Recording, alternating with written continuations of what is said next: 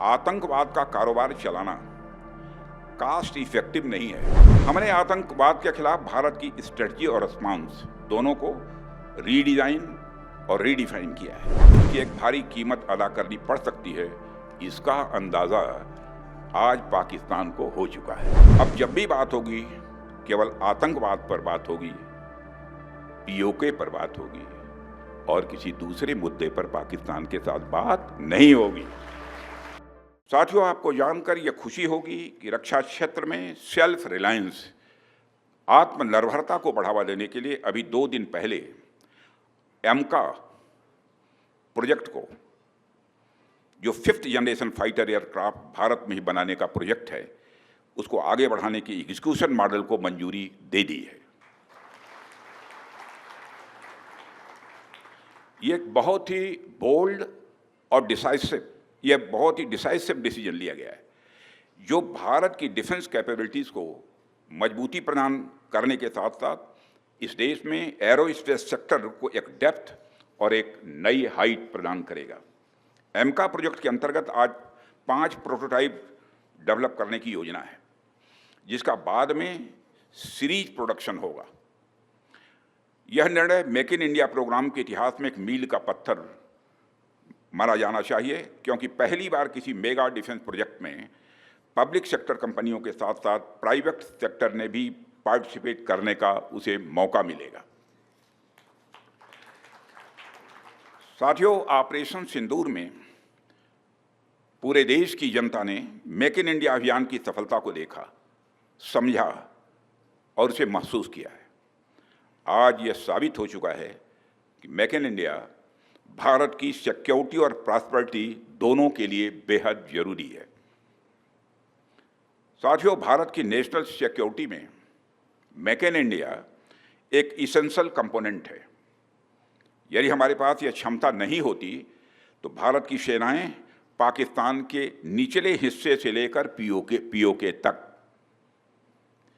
पाकिस्तान के निचले हिस्से से लेकर पीओके तक आतंकवाद के खिलाफ इतनी प्रभावी कार्रवाई नहीं कर पाती। साथियों, आतंकवाद का कारोबार चलाना कास्ट इफेक्टिव नहीं है, बल्कि उसकी एक भारी कीमत अदा करनी पड़ सकती है, इसका अंदाजा आज पाकिस्तान को हो चुका है।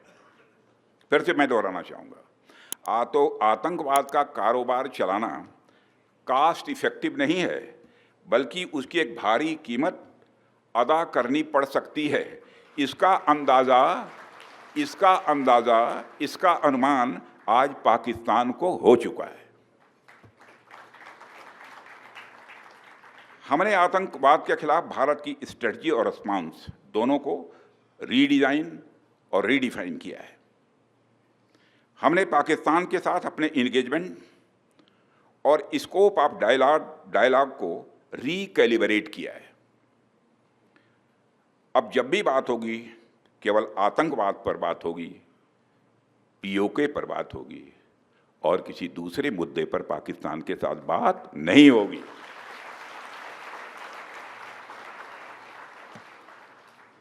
वह दूसरा मुद्दा कौन हो सकता है जिस पर पाकिस्तान बात करना चाहेगा, वो आप जानते हैं। साथियों, मैं मानता हूं कि आज पाक ऑक्युपाइड कश्मीर के लोग हमारे अपने हैं। आप मानते हैं ना? पाक ऑक्युपाइड कश्मीर के लोग वो हमारे अपने हैं, हमारे परिवार का हिस्सा हैं। हम प्रधानमंत्री के श्री नरेंद्र मोदी जी के एक भारत श्रेष्ठ भारत के संकल्प के लिए पूरी तरह से प्रतिबद्ध हैं और हमें यह पूर्ण विश्वास है कि हमारे वो भाई जो आज हमसे भौगोलिक और राजनीतिक रूप से अलग हैं, वो भी अपने स्वाभिमान, आत्मा की आवाज़ और स्वेच्छा से भारत की मुख्य धारा में कभी न कभी जरूर वापस लौटेंगे। मैं जानता हूं वहां के अधिकांश लोग भारत के साथ एक जुड़ाव महसूस करते हैं। बड़ी संख्या है जो भारत के साथ जुड़ाव महसूस करती है पीओके में। कुछ गिने चुने ही हैं जिन्हें भटकाया गया है, गुमराह किया गया है। पीओके में रहने वाले हमारे इन भाइयों की स्थिति कुछ ऐसी ही है जैसे वीर योद्धा महाराणा प्रताप के छोटे भाई शक्ति सिंह की थी। मैं फिर से दोहराना चाहूँगा, पीओके में रहने वाले हमारे इन भाइयों की स्थिति कुछ ऐसी ही है जैसे वीर योद्धा महाराणा प्रताप के छोटे भाई शक्ति सिंह की थी।